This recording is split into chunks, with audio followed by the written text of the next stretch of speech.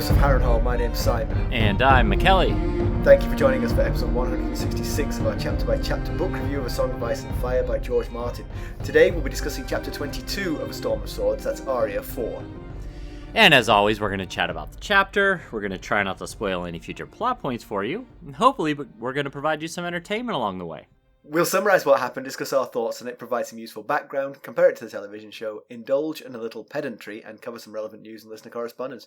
Be sure to check out the show notes, they'll provide some additional information about the characters and other aspects of this chapter, which will be particularly handy if you're not reading along. Indeed. How are you, Mackelly? I'm alright. I'm having one Only of those... alright? I'm having one of those days where everything goes wrong, you know? Just all the little things and some big things just go wrong. The primary culprit today is I've just had internet connectivity issues since we woke up this morning. And I fought with it. I ended up having to hook up my old router because it was either that or I was going to have to go somewhere because I had to start working. You know, I'd wasted too much time trying to fix the issue.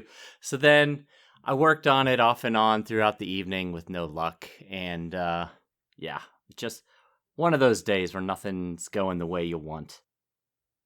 But, you know, I'm sure just chatting with you about Arya 4, A Storm of Swords will certainly lift my spirits.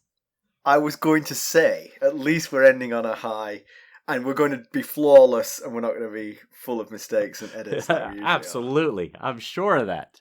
How are you today? I'm okay. I too have had some setbacks today. It's been trying, but I'm looking forward to this. So yes, that's what we need. That's why we do this. To entertain each other. That's right. And it just happens that we hit the record button before we start. And what happens happens from there. Well, I will say, I just checked the Discord community before we started, and we've been trying to move our episodes along in order to not have any kind of issue around Thanksgiving. So we've been busy, so I haven't checked in a lot in the Discord community, my bad. And I've been super busy today, as I mentioned, with all my troubleshooting issues. But I checked right before I logged in, and we have a new member. And this new member mentioned that they thought we were an audiobook at first when they came across us, and but then was pleasantly surprised to learn that no, we were just a pair of idiots talking about someone else's hard work. My words, not theirs. You imagine the disappointment if you're like, "Ooh, Game of Thrones, I'll listen to that." Then you get us these to. two clowns do it. But then the thing is another listener, Gravedigger, responded and said, "I thought the same thing too when I first came across it." So we've misrepresented people into listening to us. Clever. Possibly. Who knew? The Discord server, I actually wrote something on the Discord server, which is, you know, Mackelly does all the work here, and I just ride his coattails. Not true, but not true. I went to the Discord server and wrote a little joke for them, which is, it's a joke that only, you'd have to, the only person who actually came across the joke was me, because I was the one who just recorded episode 165 and was editing episode 164, and there was something I said in 164 which, in light of what happened in 165, was extremely funny. It was. I did not pick up on it. So do you want to enlighten the rest of the audience? You need to join the Discord server. I want to see this. Well, it was so now this is 166, so now you know what happened to Cleos Frey in 165. He was shot by an arrow, he fell partially out of his saddle, his horse ran away, and his head was dragged along until he was dead. And Jaime said last time he saw Cleos, his horse was using his head to plow a furrow. Oh, yes, he actually said the words plow a furrow, that's right. So, the chapter before, Cleos' brother Tion Frey was murdered by Rickard Karstark. And you mentioned the family relationship. You said, we know who Tion is, we know his brother Cleos. And I said, oh, Cleos, that's right. He's the one who's ploughing the lonely furrow back and forth between Riverrun and King's Landing. How apt. And it purely accidental, but it cracked me up when I realized what I'd said. Yeah. It's like I responded to you on the Discord server. Like our friend Joan had said about your dream about the Maesters, that deep down inside you have all this information stored. It just comes up in the oddest ways. I don't think I was remembering how Sir Cleos died, because I was literally saying the poor man was walking back and forth between Right. Riverrun and King's Landing repeatedly. A slightly funny story from the family call. Always a source of entertainment for the rest of us. Yeah, the family call, yeah. And usually it's Rob, because Rob's very funny. Rob's like me, only funny. I introduced him. I heard a thing on NPR, which is like the national public radio here, about the concept of micromorts. A micromort is 1/1,000,000th of a death. So when you take part in anything risky, you are ratcheting up. You're keeping a sort of like you're picking up a number of micromorts.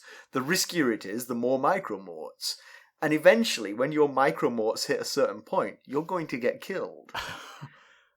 That's fascinating. I've never heard of such a thing. Yeah, I always thought it was interesting too. And I told my brother about it. And he said, I told him about this years ago.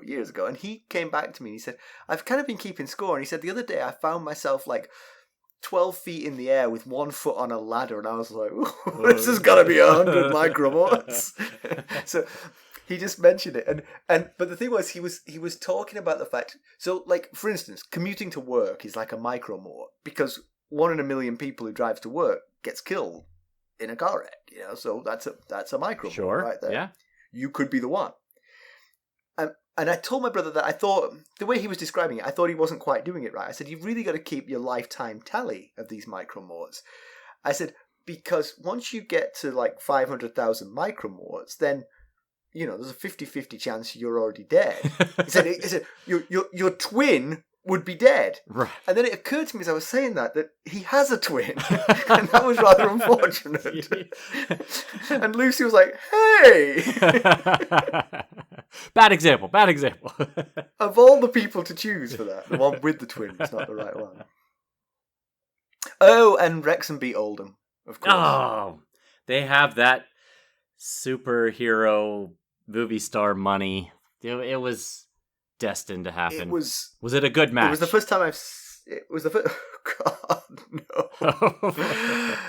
It was awful. God, it was terrible. We are so bad. Did Lucy at least... was it home? Was Lucy able to give... No, it was in Wrexham, but Lucy went... Oh, okay. I saw Lucy on the... Because Lucy's partner is in a wheelchair, so she sits right in the front row, so you always see her. Pretty much every game we see Lucy. Okay. Effing and jeffing at the poor linesman.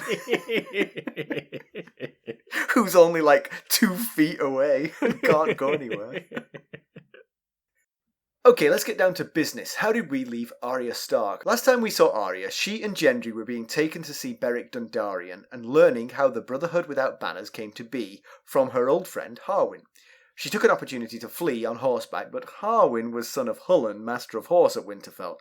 He caught her easily and brought her back, leaving no doubt as to where his loyalties lay, no longer with the Starks. Mackelly, why don't we give the summary of this one? All right, and this summary is provided by our very own Jenny of Oldstones. Oh, thank you, Jenny. And by the way, it makes the whole thing easier. I realised that today as I was doing the notes. I was like, man, we didn't do the summary today. Someone did it for us. Right. Of course, there's a perk of her tier at on our Buy Me a Coffee site, which... Yeah, perk/job. I keep saying, I'm trying to make it clear that this is supposed to be a perk.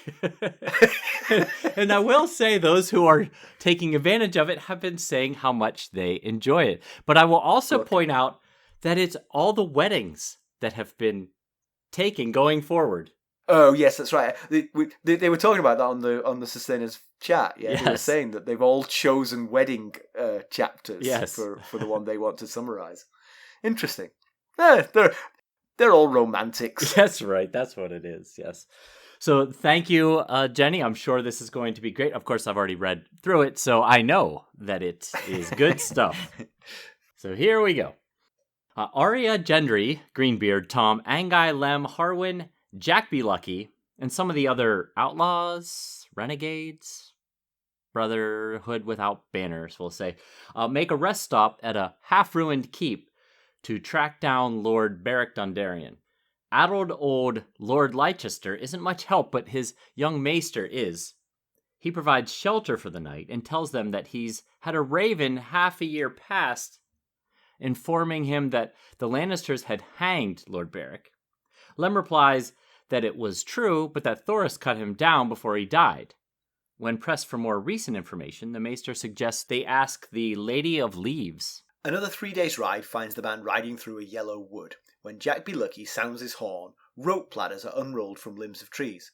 They climb up to a hidden village in the upper branches, a maze of rope walkways and small moss-covered houses concealed behind walls of red and gold. The Lady of Leaves is a thin, white-haired woman dressed in rough spun who appears to be the leader here. They will leave the trees soon, she says, with autumn coming. She's also heard tale of Lord Beric's death. This time, the mountain had put a dagger through his eye. Lem tells her it's an old tale and false. Lord Beric may have lost an eye, but he didn't die from it. The lady seems most relieved to hear Lord Beric isn't dead. The next night, they take refuge in the scorched shell of a sept in a burned village called Sally Dance. The septon there inform them that the sept had been pillaged by wolves looking for the Kingslayer. The news makes Arya feel angry and ashamed. The men living in the vault beneath the sept had no word of Lord Beric either. The next day, they come to a high hill known as High Heart. The hill is surrounded by the stump of 31 weirwood trees. Tom explains that the place was sacred to the children of the forest. The locals claim it's haunted by the children who were killed by the Andal King Erig the Kingslayer. That night, Arya is awakened by a storm to see Greenbeard, Tom, and Lem talking to a tiny, frail old woman who seems to have red eyes. The woman tells the trio of her dreams, then asks Tom for a song as payment. When Arya asks Tom about her the next morning, he claims she's just an old dwarf woman, but that she did point them in the right direction to find Beric. When the band arrives at Acorn Hall the next day, they are greeted by Lady Smallwood. When Lem lets it slip that Arya is noble-born, she insists that Arya bathe and put on her daughter's proper old dress. Her daughter is currently in Old Town with her great-great-aunt, who's a scepter. Lady Ravella informs them that Lord Beric was just there a fortnight past and tells them where to look for him. She also tells of Northmen who'd come looking for Jaime. They make Arya leave while the grown-ups talk, so she and Gendry go check out the forge. When their talk turns to wrestling, Lady Ravella makes Arya take another bath. In the morning, they ride off to find Lord Beric. Good stuff. Thank you, Jenny. Yeah, Jenny did a great job. Yes. Jenny's summary literally better than the chapter. No, that's not. I don't mean to offend George. It's just this chapter is very much a sort of connecting the dots. You know, I mean, we're waiting for Arya to meet Beric, or do something going to happen, and that's 2 chapters we've waited for it now, and nothing's happening. I will say though, it does paint a picture of the Riverlands, sort of like of these sort of like bands of sort of not necessarily outlaws, but sort of like displaced people who are sort of like grouping together to sort of try and get through this time. Sure. You know, like the people living under the burned sept, the people living in the trees, the Brotherhood Without Banners themselves. So you do get sort of a nice picture of the whole thing, and it's not all doom and gloom. I mean, the Lady of the Leaves. I mean, that seems like a nice setup, apart from the obvious problem of the leaves falling out of the trees. Yes. Come autumn. Yes, that is true. That's a temporary dwelling, I guess.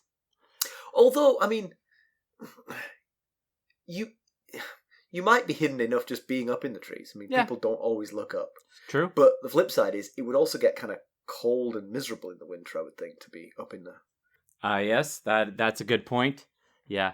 I liked the that scene, the Lady in the Leaves in the treetop town. It's an idea frequently used in zombie fiction, which you know I was a fan of basically up until The Walking Dead caused the whole zombie lore thing to jump the shark, and now made it too mainstream. Then I lost interest. But the book The Forest of Hands and Teeth had a tree town situation going on, and the book World War Z, I believe, also had a tree town type situation. Not the movie. I don't think the movie stuck very close to the book, if my memory serves. I didn't remember. I read that book. I read the second of those two books, World War Z. Yeah, but I don't remember the treetop. They were elevated. I'm pretty sure they were in trees, but I haven't read that book in probably 15 years or so it's been a while. But I like Jenny provided this synopsis that was on the top of her summary. It went, Arya chews her lip while riding around the Riverlands, the end. Or how about Arya chews her lip while Robin Hood hides effectively from his own merry men in the Riverlands? Yeah, I have some thoughts on that, actually. I didn't put it under pedantry. I thought we'd discuss it as we went, but yes, it's not a great system. No, no, it's not. I'll be hiding somewhere in the Riverlands. Come find me. Right. We're talking 4,000 square miles. If you need me, I'll be somewhere in the Riverlands. If you really need to know, just ask somebody. And they will say, 6 months ago, I heard he was dead. Not very helpful. If they say I'm dead, don't believe them, because obviously that's not true. You know another tree town that has a place in my heart? I grew up on my love of fantasy kind of started with Lord of the Rings, like everybody else. But as a child, Lord of the Rings is kind of elevated, so I appreciated it. Much like the habitat of the Lady of the Leaves. Right, yes, exactly. So I grew up reading a lot of Dragonlance. I don't know if you ever read any Dragonlance, but no. One of the primary towns for the main characters, kind of where they all grew up and where they all met, was a town called Solus. And it had homes in these mighty Valenwood trees. And so I kind of like the idea of a town up in the trees. It's I'm not judging you. It's perfectly reasonable. It sounds nice. Because Jenny so succinctly summed up the chapter, I tried to sum it up as well. I think it's all about Arya growing up, though. That's the one thing, because there's at one point she, somewhat out of character for Arya, reminds Greenbeard that she is almost a woman. Right. Her saying those words kind of struck me as odd, because it's not like something. Well, obviously, it hasn't been true until this point in her life, but it also didn't feel like something that she would naturally want to say or claim. That's a good point. And then she gets forced to dress like a lady, and I mean, I'm sure for Gendry that was like, wow, that really is a girl. Right. I know it's a girl, but now I see it, Yes, he kept saying, you look different, like a proper girl. Yeah. You even smell nice.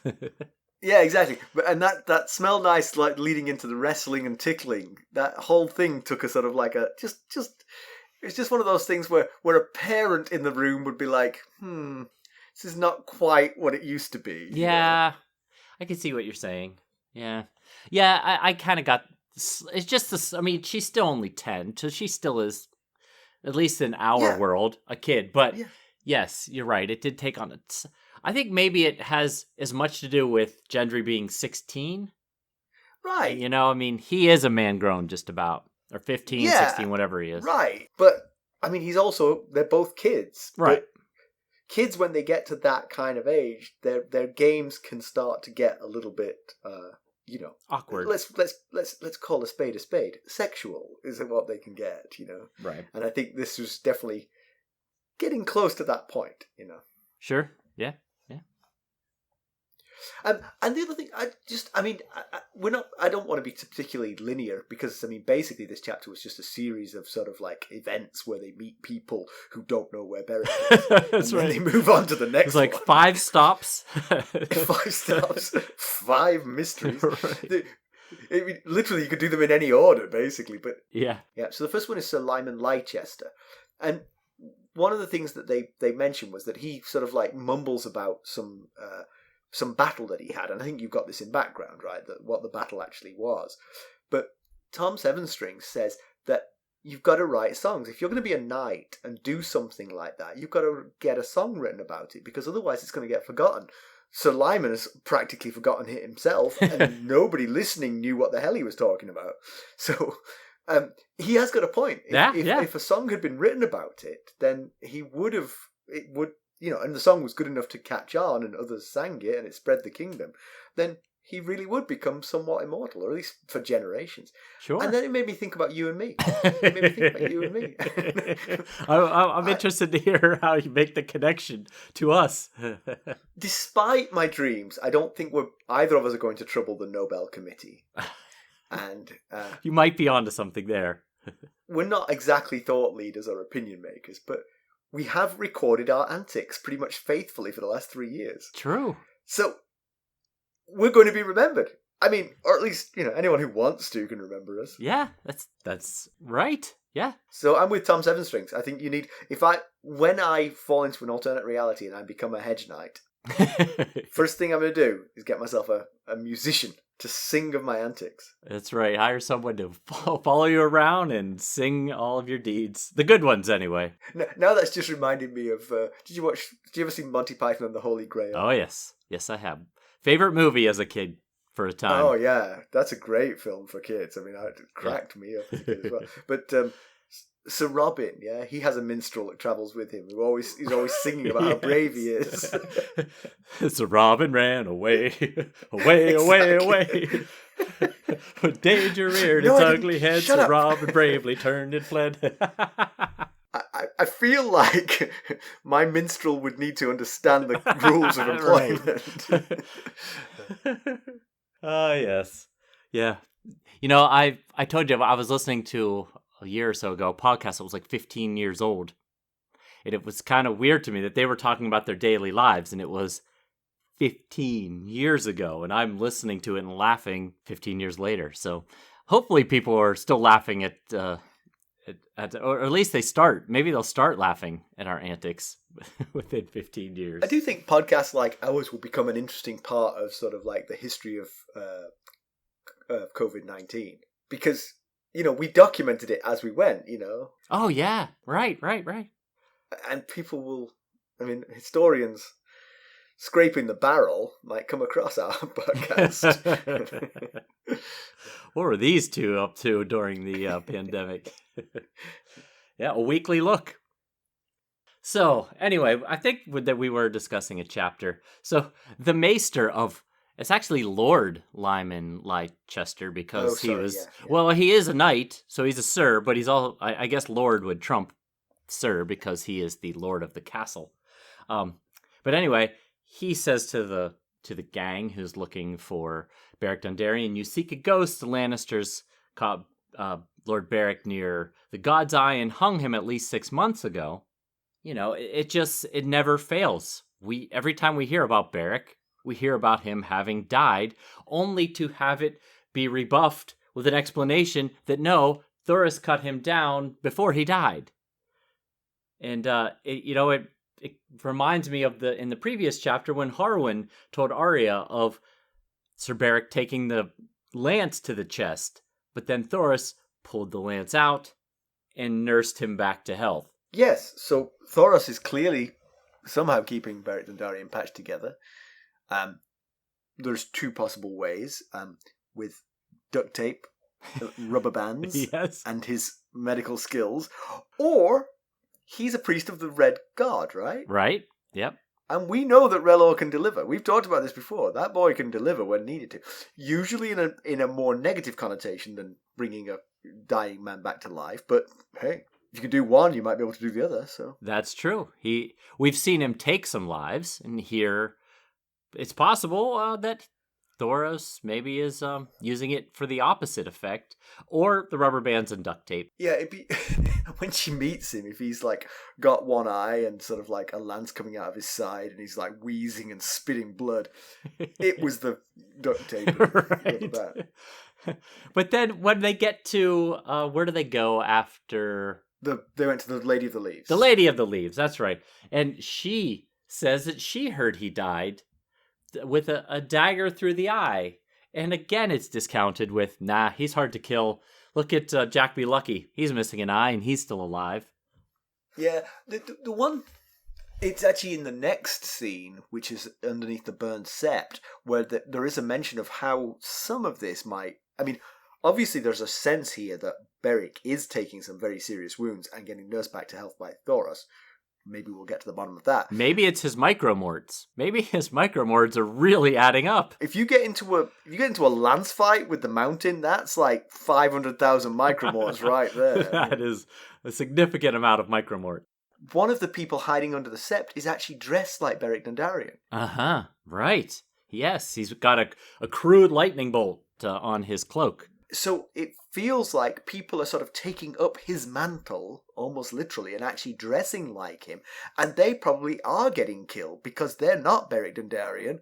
They don't have his skills, and they don't have Thoros of Myr with his magic to bring him back to life.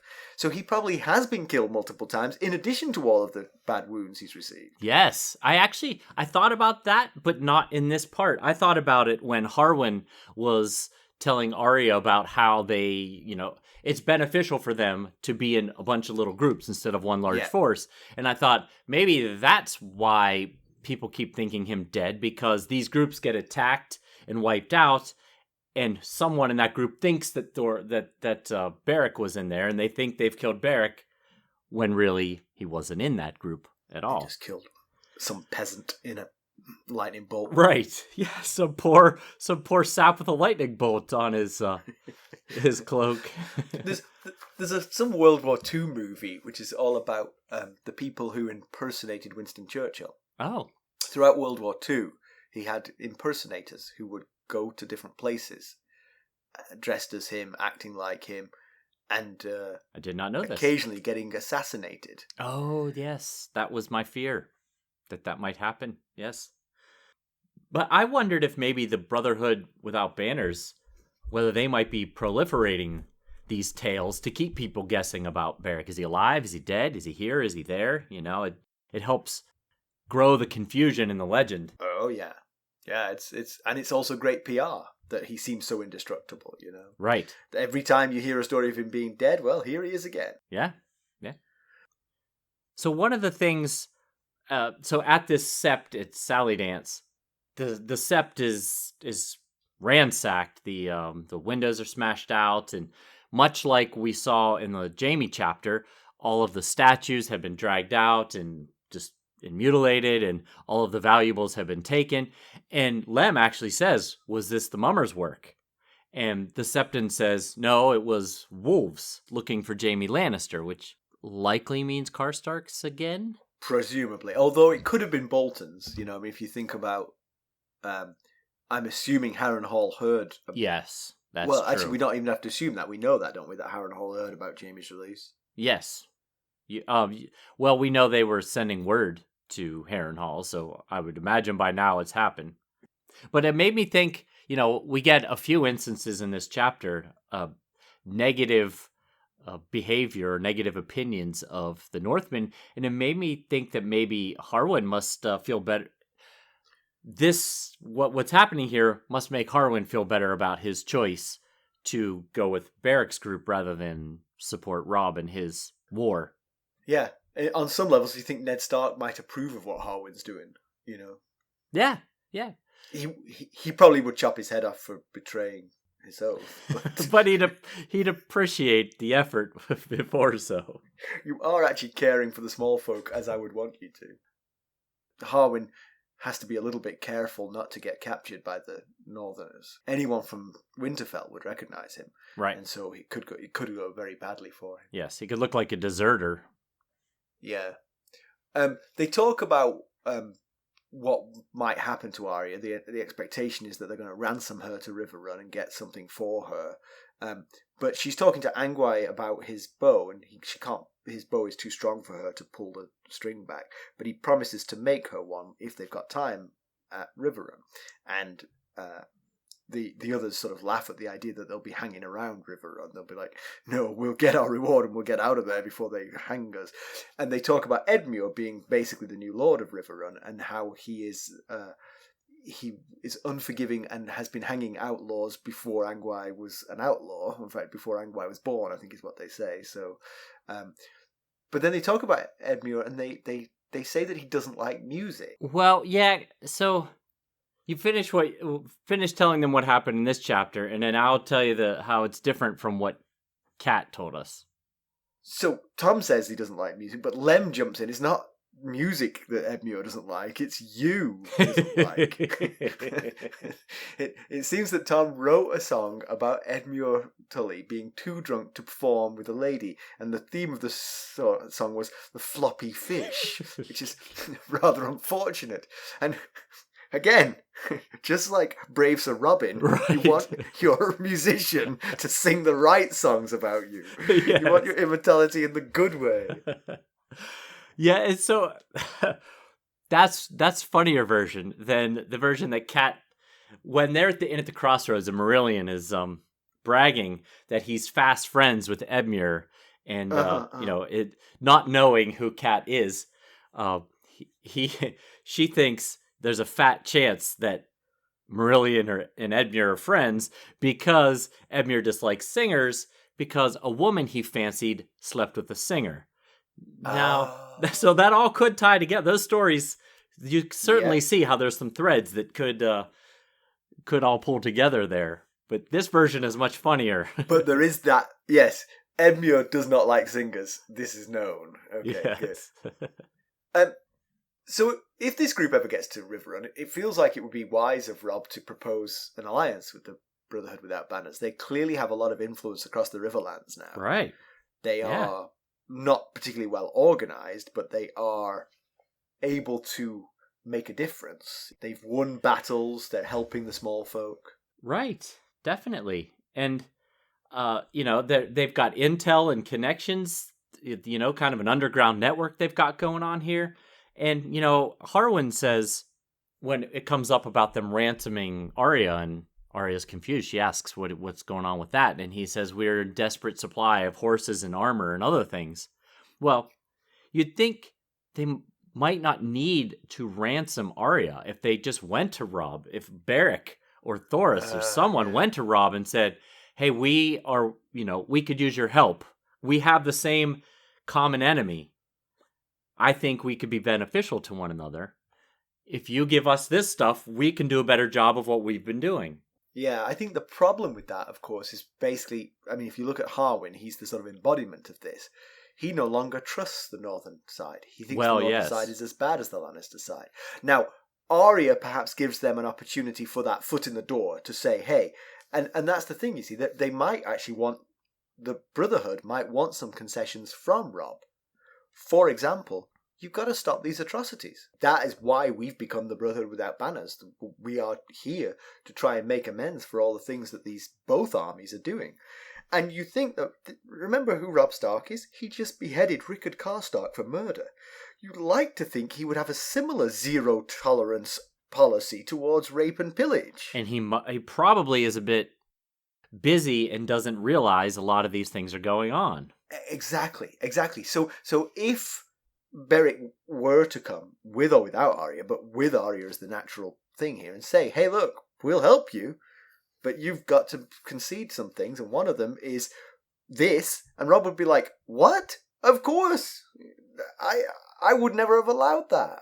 I'm completely against it. Yeah, it just seems like there's definitely common ground that these two forces could... First of all, Robb needs more men. He keeps losing them in droves. Right. So... And this is a unique force. The only thing I would say to that, though, is that it is kind of a localized militia. It's hard for this force, because most of this force is just the locals who've been displaced, who are living in treetop, locales. Right. Who aren't real fighters, and they're not going to leave the Riverlands to fight. Right. But they can certainly harry any invading army in the Riverlands, because they are well organized, Yeah. That's the downside. But I did wonder if there's a parallel here between Robb and the Brotherhood Without Banners is to Robb Stark as the mountain clans were to Tyrion. Oh, that they might become sort of like a trump card that he has in his pocket. Yes. Yeah, I like it. But speaking of ransoming Arya's worried that Robb won't pay the ransom, and or that her mother might not want her back after all she's done, which of course we know would not be the case. But she's 9, lost, afraid. What did we talk about? She is not 9. That's right. That's 10. The 9. You mentioned before we started recording that somewhere in here I had that she was 9. That's right. She's 10. She's had a birthday. She's going to be 1 in 11. Or 1 in 10. 1 in 11. Jeez Louise, you and the math. I know. That's what I have you here for. But I mean, obviously we can discount that thought. Rob and Catelyn would be overjoyed to get Arya back. But she has had to do some awful things to survive, and she's got to worry that has tainted her and she'll never be seen the same again. It probably has tainted her, but that's kind of an internal thing. Yes, yes. Her family aren't going to see her any differently. Yes, and she last chapter didn't tell Harwin about killing the guard to get out of Harrenhal because she felt like that would be too much like telling her father, and she didn't want her father to know about that. So, yeah, she's definitely got some internal struggles about the things she's had to do. So the next stop on this odyssey is High Heart. That night she's asleep and she's woken and she sees that some of the men are talking to a very short old lady who is relating some dreams that she's had. And we always like to analyse the dreams, Mackelly. That's what we do, right? We analyse these things.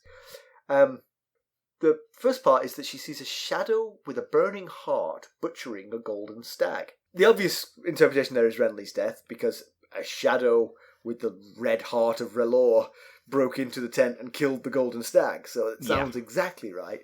But you had another idea? Well, we know that, dreams, prophecies in A Song of Ice and Fire can be rather abstract and loosely based in reality or loosely capture reality. I just thought maybe it could be a metaphor for Stannis embracing R'hllor and letting go of previous Baratheon practices and ways, such as following the Seven. But I agree. I think the primary idea is Renly's death. It fits very well. But the next one is a man without a face waiting on a bridge that swayed. On his shoulder perched a drowned crow with seaweed hanging from its wings. Now, on reread, this one seems pretty clear, but there's not much we can say here without spoiling what that's in reference to. So, you know what? One of the advantages of my memory is that you can always look forward to things you've already looked forward to. I haven't a clue what that's about. Not a clue. I'll tell you when we're done. When we stop recording. Don't spoil it for me. I might remember this time. And then the last one is about a roaring river and a woman that was a fish. Dead she drifted with red tears on her cheeks. But when her eyes opened, I woke from terror. That means that the old lady who was having the dream woke from the terror when the eyes opened. Yeah, and you and I both came to the same thought on this one, that women who were fish would be Cat and Lysa. They were born Tullys, but they married to become Starks and Aryans. So is one of these going to get it with red tears on her cheeks, floating down a river? It's definitely not great tidings for either of them. Yes, it doesn't sound like you're going to win the lottery. Right, but like I said a minute ago, remember that these dreams are not often as they appear. Remember Jojen's dream of Reek carving the faces of Bran and Rickon's dead bodies? That turned out to not be literal. Right. It could be something like, maybe they were in a really bad spot and then their fortunes turned around or something like that. So we're just making an assumption that the woman that was a fish, it fits to be Cat and Lysa, but it could be someone else. Oh, one thing I was going to say about the man without a face, and I didn't want to get into too much. I didn't really want to delve into that. I will say that take the first part, the man without a face, and consider what men without faces, otherwise possibly known as faceless men. Yes, another way of saying that, yes. Yes. Think about what they do, and, we'll just hang on to this until the time comes when I think what she's talking about happens. But just all right. Hang on to that first part at least. Man without a face. Okay, very nice. I did think of that, by the way. I wasn't completely clueless on it. Good. In that. The old lady demands a song from Tom as payment for her dreams. Tom does as bid, and Arya can't place it, and Tom won't name it, but he says it's the same song every time, right? Yeah, I don't know if he won't. He just doesn't name it. Right. It's just kind of left hanging there. What song is it? I will say we will have that cleared up before too long. Wow. Wow. So you're telling me that a conversation between Tom Sevenstrings, who I think of as a bit part character in this book, and some old lady who doesn't have a name is going to get cleared up to find out what he was singing to her because it was an important plot point. Indeed, yes. That's exactly what I'm telling you. The thing is, to the cathedrals of knowledge that I've lost, I never had that one. There's no way I had that. It was lost on me entirely. You might have. It's in there somewhere, probably. All right. So, Harwin explains that they're better off in small groups, not big enough to be a major force, but the small groups can attack in many places at once and escape more easily. We've talked about this. This is the very idea of a guerrilla force. You stay small and nimble, right, and you can be a pest to a larger invading force. It's happened throughout history. Yeah, because, and he's absolutely right. If they all lined up across the field from Lannister force, they would get wiped out in no time at all. So this is how, apart from Beric, who would survive. as long as Thoros is around, I guess. So I had a question about timing. At one point in this chapter, Arya is woken by a storm, maybe actually on High Heart. Yes, I believe it is. And I wondered if that was the same one that accompanied the reveal of the boys' bodies in Riverrun. Because remember, it was a stormy night when the two boys were murdered in Riverrun. But yeah, right. Northmen had already been riding through looking for Jaime. So again, we've said that first group of Northmen, we don't know who they were because there was no sigils described. So it could have been Harrenhal Northmen looking for Jaime, the one before. The one after this was definitely Karstark's. Right. But it did make me wonder, if it was the same storm, did Rickard Karstark set the men loose prior to his murder, knowing that he was going to be captured and put to death? Well, it was mentioned in Cat 3, I think was that chapter, that the Karstarks were leaving in ones and twos before the rain started. And then, they were keeping the sick and the camp followers were keeping the fires going, so it looked like they were all still there. And then when the rain started and all the fires went out, then they all just took off. Okay. So yeah, it's very possible. Very possible. This was that storm. Of course, it's been raining in the Riverlands basically throughout the entire time Arya's been in the Riverlands. Yeah. So Harwin mentions.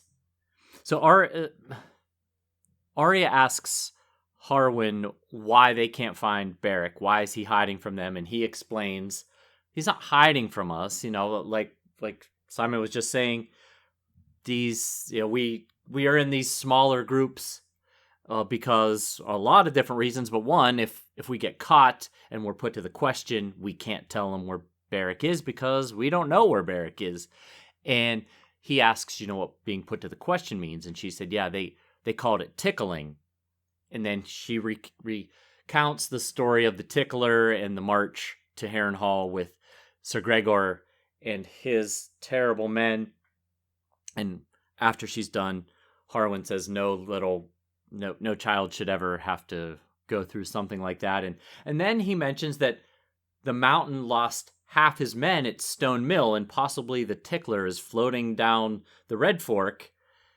And just a reminder of what that was, Stone Mill. It was the location of the fiercest fighting in the Battle of the Fords, where Sir Gregor and his men took heavy casualties getting across the Red Fork, and then once they got across the river, they were routed by Edmure's counterattack with reserves, and Clegane was reported badly wounded in the fighting. So that's the battle, that's the fighting that he's talking about here. So yeah. I don't know if the tickler would have been involved in such a fight. He didn't. We can but hope. Right. I'm going to do my little digression now on Beric's tactics here. I mean, I get that Beric has to lay fairly low, although, like you and me, he does seem to have that glamour of immortality about him. Right. But his way of staying hidden works rather too well. Yeah? Uh-huh. And I did not think about this for very long, but I came up with a better system. All right, his trusted lieutenants like Harwin or, Lem or any of these guys who know him well. Right. Okay, they're in on the code. The code is something along the lines of, I'm going to tend the sheep means I'm hiding in that cave we found south of the God's Eye. Okay, yes. Right? And for all the places he might hide, there's a code phrase, but only the trusted lieutenants know that. Uh-huh. Okay? Yeah. Nobody else knows the code. But when Beric sees a friendly face, like the Lady of the Leaves, he tells her one of those things. Not, I'm going to hide in a cave at the God's Eye, but I'm going to tend the sheep. Right. If she gets captured, all she can say is, he said he was going to go and tend the sheep. I don't know what it means either. Yeah. Yeah, I get it. And then if they capture the lieutenants say, well, I don't know where he is. I know the code, but I don't know where he is. Right. Yeah. I like it. It certainly would save a lot of this traveling around for days looking for Beric. It's sort of like a sort of a forerunner of public key cryptography, which banking uses now. But, because you freely admit it. I mean, you could freely say to the enemy, they've gone to tend the sheep. It just doesn't help them because they have no idea what that means. Right, if they don't have the other half of the code. Of the public key, exactly. Yes, the key. They don't have the private key, yeah. Well, sorry, I needed to get that off my chest. No, I like it. It certainly... Does Arya mention, why is this so difficult? I think in a roundabout way, she kind of says, why is this so challenging? Halfway back to King's Landing and still hasn't seen Right. neither hide nor hair of him. Oh, she could have been in Riverrun with her feet up by the fire ages ago. She should have made the deal herself. All right, look, I'll ransom myself for 50 horses. Why do they need Beric to sign off on this? It's not like he's going to say, no, we're going to keep her for ourselves. And it's very unlikely. What are these guys going to do if Beric were to say, yeah, we're going to sell her to the highest bidder, including the Lannisters? Are they really going to go through with that? I mean, these kind of people who have taken it upon themselves to fight for the little person, are they really going to be like, yeah, okay. Maybe it is. If you think about the fact that these are all commoners, Beric is the one who would know her value. Okay. Yeah. Harwin might take her back and come back with a horse and a saddle. And Beric might be like, you gave away Arya Stark for a horse and a saddle? Yeah, I guess I could see that. So, Rivella Smallwood, she's the one who's in, I've forgotten the name of this one. Acorn Hall. Acorn Hall, of course, because of the acorns on the dress. Yes, the acorns on the dress. She was talking to Karstark. Arya herself recognises the sigil, but she obviously doesn't have the knowledge that we have of how the Karstarks came to be the ones who were searching for Robb. And also, but she's left confused because she's like, why is Robb, who clearly freed Jaime, or he escaped, I guess. Yeah, it's mentioned in this chapter that the rumor is Cat freed him. Cat freed him, so. Yeah, well, I guess if she believed that, then it does make sense that you would send your bannermen to chase him. Right. Or if he escaped, you would send your bannermen to chase him. It felt like earlier in the chapter she was thinking that Robb had freed Jaime. And that wouldn't make any sense to then send your own, unless you just had a change of heart, I suppose. That was a really dumb idea. Get him back here. Yeah. So again, 3 different stops. We've got a mention of the wolves in negative connotation. I mean, they weren't terrible, but they weren't great at the at Sally Dance. Right. Clearly they pillaged the church there. Yeah. But no mention of the lions causing any ruckus, just the wolves. Well, why is that? Because the place is just wolves now. True. The lions went back to the Crown Lands, I guess. Yeah. Of course, Arya thinks to herself, I wonder if I can find these Karstark men, because those are true northern bannermen of my brother. If I could give these outlaws the slip, I could find the Karstarks, and they would definitely take me back to Robb. And that would be a really bad idea. Well, it's certainly, knowing what we know, it wouldn't be a great decision, but it probably would work out. They probably would ransom her. I mean, I can't imagine that Harry and Karstark is going to execute Arya Stark in revenge for his father murdered 2 children. Yeah, Murdering another child is not going to heal the wound. That is if they get her back to Harrion, which would be taking her back to Harrenhal, which is the last we've heard is where he's located. He could be somewhere else. We haven't heard in a while, but that would require them to find Harrion, and Harrion to have a calm enough head to say, no, it's not an eye for an eye type situation here. These guys might just do it out of spite. You're a Karstark knight, and Arya Stark falls into your lap just at this moment where Robb Stark has just executed Rickard Karstark, of whom you were inordinately fond. Right? Right. But she's a 10-year-old girl. You might take her back to Riverrun. You might. I would hope they would. But we also saw the Karstarks kill 2 boys that weren't much older than her, so... Yeah. You know, tempers are running high. Emotions are strong right now. True. So, yeah, as you mentioned, the news of Cat freeing Jaime has spread, but it sounds like a lie, so it gets treated as a salacious rumour. And we expect that the news of the Willem and Tian's deaths to be not far behind, since the Karstarks were leaving with that information too. Yeah. You gotta wonder, will that get to the Lannisters before any official word can get to the Lannisters? Right. Because Robb last Cat chapter mentioned that he owed it to their families to tell them what happened. I believe, didn't he say that? Now I'm starting to second guess that. Well, I believe he should have said that if he didn't. I believe he was thinking that even if he didn't say it. Right. He implied it. So Tansy T gets a mention about Tom and all the ladies of the Riverlands that he has wooed. Lady Smallwood says that he leaves the ladies of the region drinking Tansy tea because and of course that we've heard about Tansy Tea previously because Hoster Tully keeps mentioning Tansy and begging for forgiveness. And but you know what? We have not heard mention of Tansy Tea before. This is the first mention of Tansy Tea. True. I guess I mentioned Tansy Tea. You pieced together from information which we only just discovered what Tansy Tea is used for. Now I get to see what Hoster Tully was talking about. Yes. Yeah. So, yes, it's... The notes here say, Kat's thought about Hoster asking Lysa for forgiveness. Kat didn't have that thought. Mackelly Ray had that thought. Well, she pieced together most of it. I just filled in some of the blanks is all. All right, I'll believe you. Yes, it was in response to Kat coming up with the idea that Lysa might have been with child when she was wed to Jon Arryn. Yes. And that's what the Tansy was in reference to.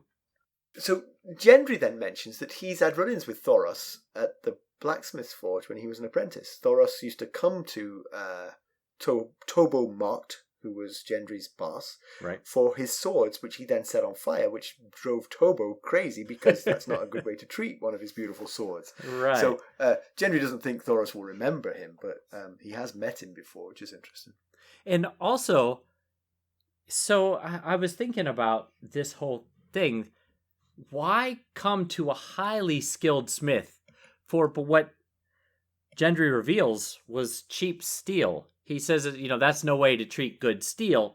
But then Gendry mentions, but he didn't use good steel. He used cheap steel. He could get that from any smith, along the street of smiths or whatever that street is called. And, we will learn shortly that Tobo Mott is a really master of his craft, so you wouldn't think you would go to him. And for something like a cheap sword, you could probably get from the armory, from the armory and the Red Keep, I guess. Yeah. But so then I started thinking maybe it's very clear in this chapter, and it's been referenced in other chapters, that King Robert and Thoros were pretty good friends. They were strong drinking buddies here. I wonder if maybe Thoros could have been checking up on Gendry when buying a new sword.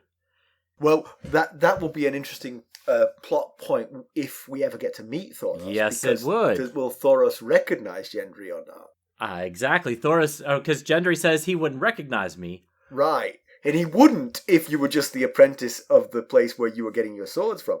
Exactly. But he would if you were the reason you were going to that particular armorer. Exactly. So, could this be how Gendry finds out who his father is? If he meets Thoros? Excitement. Or it could just been a coincidence that he went to Tobo Mott for his cheap sword. That's a good one. We heard again that Thoros was first through the breach of Pike's walls in the battle of the final battle of the Greyjoy Rebellion. We'd heard that before. Yeah, and with his flaming sword. You know who was right on his heels? Ned Stark. Close. No. He was there too. Robert Baratheon. Jorah Mormont. Jorah Mormont was right behind him through the wall. So, and then I have written here, Harwin blows it. Yes, that's all. I don't know what that pertains to.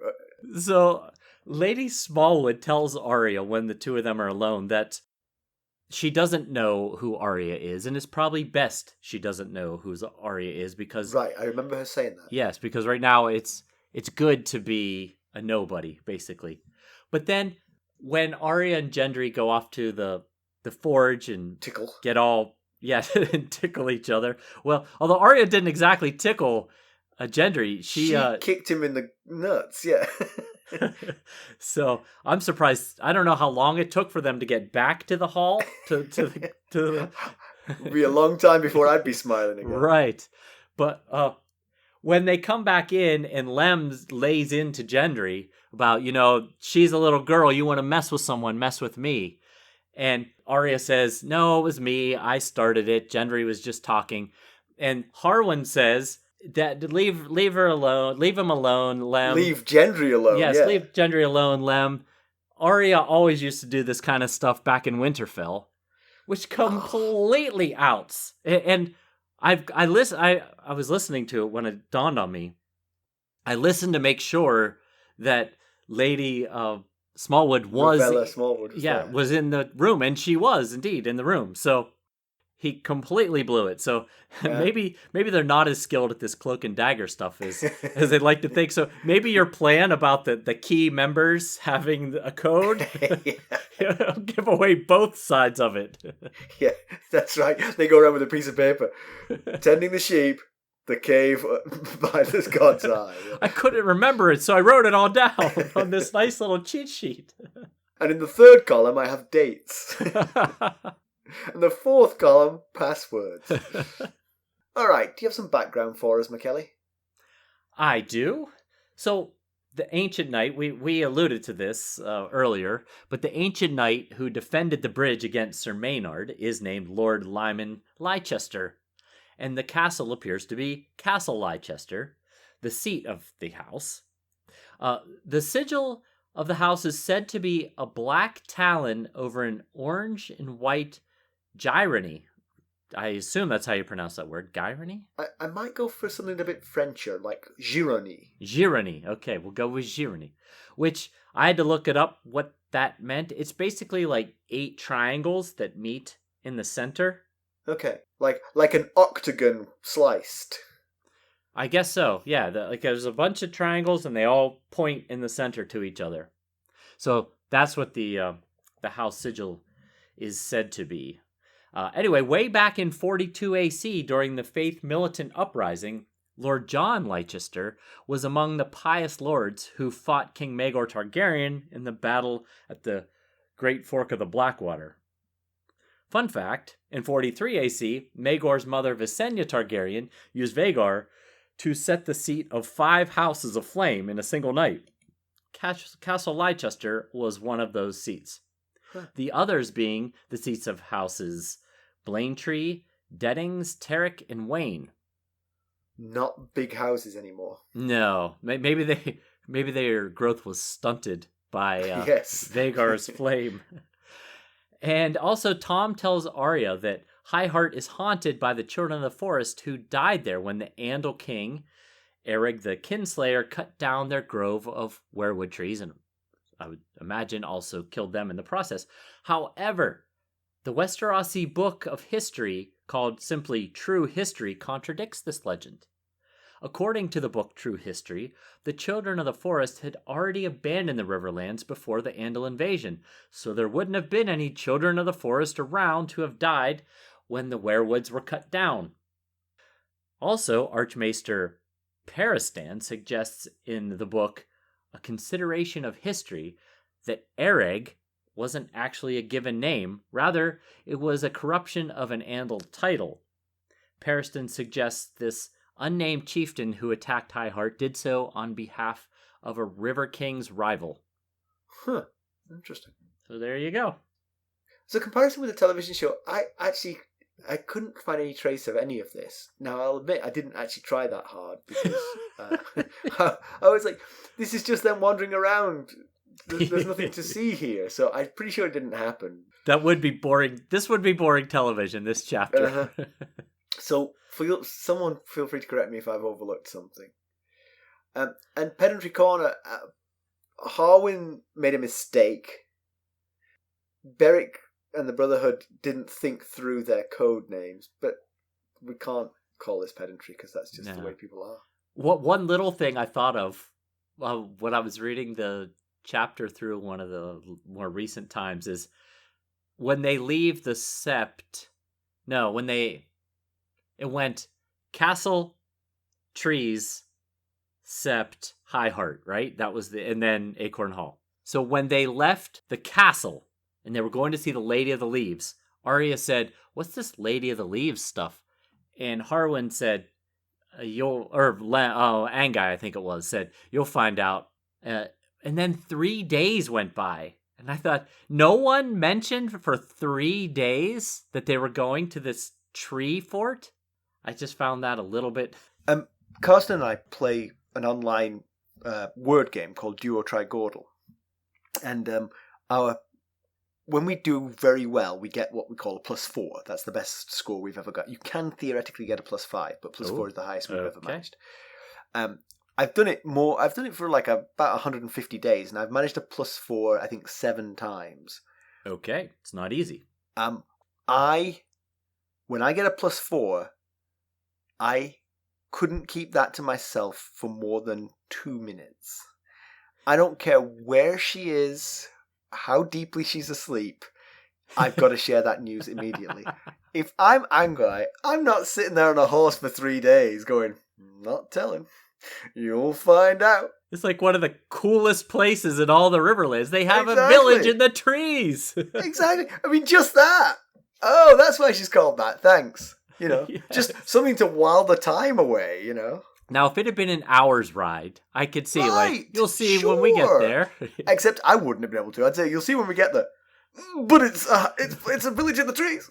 Right. So I'm not good at that kind of thing. Yeah, well. Apparently Angai is. And apparently the whole group, no one mentioned it. Exactly. You see, and that comes in handy when you've got a secret code. Right. So I'm surprised Harwin didn't blow it like he did. Yeah. Yes, we won't tell Arya about the village in the trees. Don't! All right. News and notes. Well, I just wanted to mention that everyone is doing a great job on Spotify with the 5-star rating, so keep that up. It's fantastic. It means a lot. We are now neck and neck with our 2 top competitors. We are all in a line. So keep that up. Let's push past. It would be so much fun to do so. Also, while we're asking favors of you all, if you wouldn't mind taking a minute and going out and subscribing to our YouTube channel, we'd really appreciate that. We're working on some things there, and we need to hit a certain number of subscribers and watch hours to be able to do some of the things we're wanting to do. So, okay. If you wouldn't mind going out and subscribing, if you want to watch our YouTube channel's episodes, that's great too. But subscribing would be really helpful. So, we appreciate that. And Jenny provided our summary today, and it was terrific. But Jenny had some bad news. She lost a loved one recently, and we were very, very sorry to hear it. Jenny's been an important part of the Discord community, and she's very special to us personally. She's always on the Sustainer calls. She's sent us beautiful artwork. She's written fantastic summaries, and so much more. Our hearts go out to you, Jedi, and we're thinking of you and your family, and we hope that our antics will give you some comfort during this trying time. Yes, exactly what he said. I talked to Jenny on the Discord server today and expressed our condolences, but yes, of course, our heart very much goes out to you and your family. All right, so let's conclude this one. Yes, we're that much closer to finding Beric Dondarrion than we were at the start. Much. You saw how far his fingers were apart. At least they have an idea which direction to head in. Ravella Smallwood says that they were at Acorn Hall 2 weeks ago, and that there's hunger in Stony Sept and the Three Penny Wood, and maybe check there. But you know what? There you go. If you're the Mountain and you're determined to get Beric Dondarrion, just go and starve a village. Eventually he'll come. He can't help himself. Right, yeah. He's Robin Hood. He can't help himself. I just say, we just had to do our third reset here for our conversation. And while I was setting it back up again, I was reminded of our very first podchaser.com review that said, these guys get straight to the point. They can do in a half hour. What other podcasts do in an hour? That was a long time ago review. Please, whoever that was, don't go back and change your rating. That's right. So, Ravella Smallwood was really sweet and kind and motherly to Arya. Arya, she doesn't need that kind of thing, but it must have felt good to be taken care of just for once in a while. Yeah, and I think outwardly, I think on the surface she doesn't think she needs it, but I'm sure it was nice to have someone taking care of her. She's still 10, not 9, but 10. Yeah. She's still a 10-year-old, you know? Now Lady Smallwood knows who she is, thank you, Harwin. Maybe she should say, actually, why don't I just keep her here as my niece or something, and I'll send a raven to Riverrun, and... Yeah. That would be really nice if she. Of course, that would involve the Brotherhood Without Banners giving up their ransom. Right, and I do, like I said, I do think Arya deep down did appreciate being, getting to take a bath and all the fuss being made over her. At some level, I think she probably does appreciate that. But within no time at all, being made to be an actual lady is going to grow old, and she's going to wish she was still with the Brotherhood. She's going to be rolling in the hay with some 16-year-old. Yeah. The Northmen, well, they're the only army in town, and they're getting as bad a reputation as the Lannisters. They sure are. They're deserving it. Yeah, it's not looking good for their antics here. Yeah, and 3 new prophecies. One feels like it's already come true, with Stannis sending the Shadow Demon to murder Renly. One is too spoilery to discuss, but offline, Mackelly's told me what it's all about, and it's very exciting. And the other one sounds like potentially bad news for either Catelyn or Lysa or both. Yes, but I'll remind everyone again, prophecies and dreams can be very abstract here in this story, so it might not even be the Tully girls at all. Yeah. But I'll also say it's really nice that Arya got a set of shiny new clothes. Oh, that's right. She destroyed the dress she was given. So right, she was given. She was put in, I think, even a frillier dress, but right. it was so frilly that there was no way she could ride in it the next day. So Ravella Smallwood gave her Ravella's 7-year-old son's clothes. He had died when he was 7, and apparently the clothes are a pretty good match to Arya. So it's nice. She's got some new clothes. She doesn't have to keep wearing that flayed man sigil. Yes. Anymore. And next up is Daenerys Targaryen. That's right. We travel across the world to Slaver's Bay for a long overdue check-in with Dany. It's been quite a while. Please go out and leave us a review. There's no better way to spread the word. Buy some merchandise at ghostsofharrenhal.threadless.com, or buy us an Arbor Gold at buymeacoffee.com/ghostsharrenhal, where you can become a sustainer at the Lord Paramount or Knight of the Realm level and join the other sustainers. We have a great time. That we do. And of course, as always, you can reach us at ghost.harrenhal@gmail.com. You can go out and follow us on Twitter at @ghostharrenhal. We're on Facebook, Instagram, Discord, and YouTube, where you might want to click that subscribe button. Okay, I'll do it, Mackelly. Thanks for listening. Thanks. Bye. Bye.